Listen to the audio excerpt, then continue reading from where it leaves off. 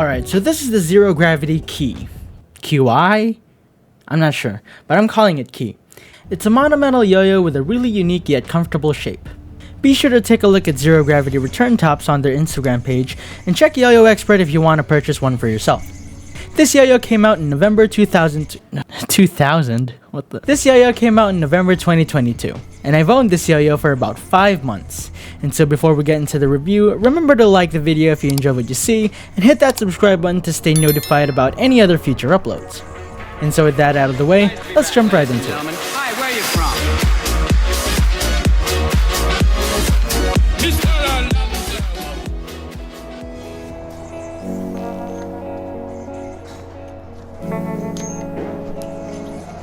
Alright, so just a heads up. In this rating, 3 means it's simply average at that category, 4 and 5 means it's better, and 2 and 1 means it lacks or slightly underperforms. So keep that in mind. With that being said, let's start with the physical attributes. First, we have comfort. Now keep in mind that the comfort varies depending on the person wielding the yo-yo, and so if you have thinner or thicker hands than me, this rating might vary for you, but nonetheless it's still worth considering. If you want to figure out how comfortable a yo-yo is, all you really need to consider is how your fingers interact with the yo-yo and how it sits on your palm, both when holding it and when the yo-yo comes back to your hand. Now that being said, the Qi is incredibly comfortable. While the shape does look quite unique with all the cuts and angles, the spacing and the proportions of the cuts are greatly tuned to fit most hands. The thing that really makes this return top comfy is that rim cut. Instead of the yo-yo finishing with a rounded tip as most conventional yo-yos do, it ends with a dip that goes down that makes the diameter seem smaller. Not only do smaller yo-yos fit the hands better, but this design essentially makes catching the yo-yo much less jarring.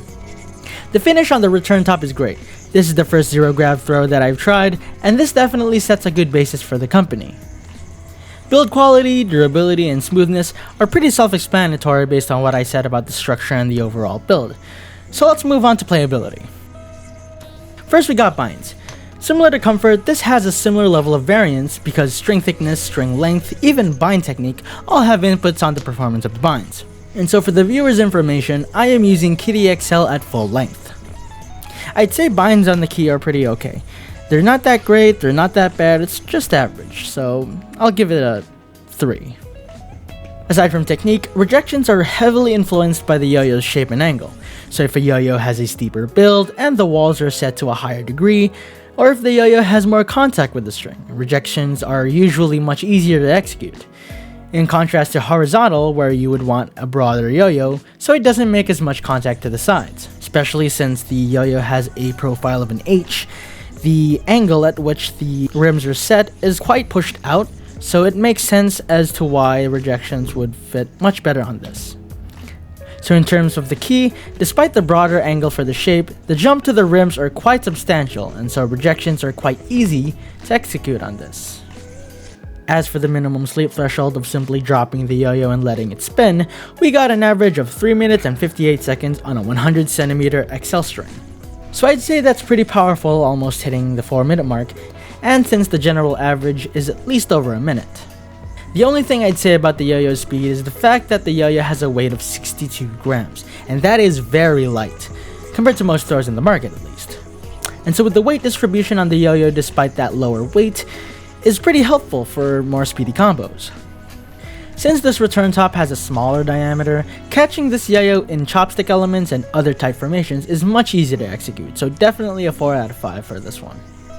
And as for everything else, they're all pretty generic actually. The usual stuff you'd find in most yo-yos these days, so nothing too special.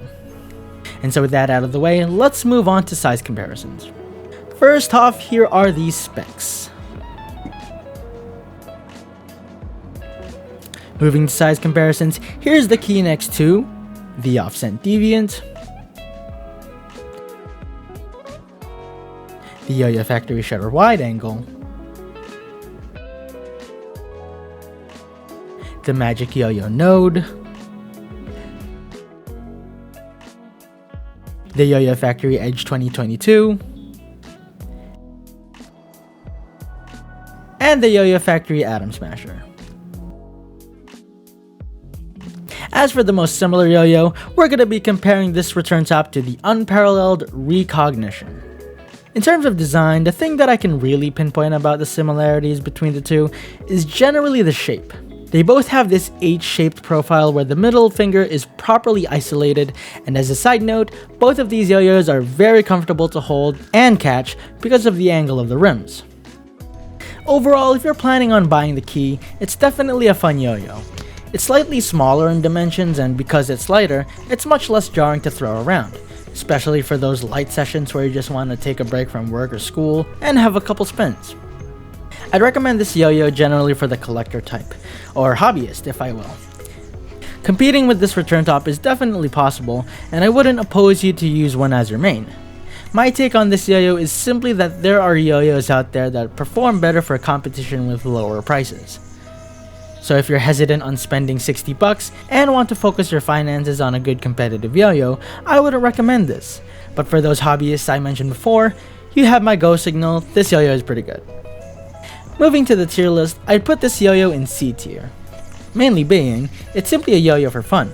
I wouldn't use this for competition, so it doesn't check out all the boxes, but it also lacks in the categories that I personally look for in a daily yo-yo.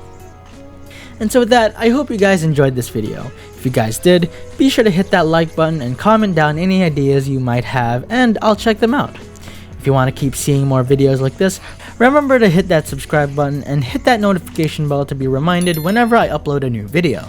And with that out of the way, thank you guys for watching, and see you on the next one.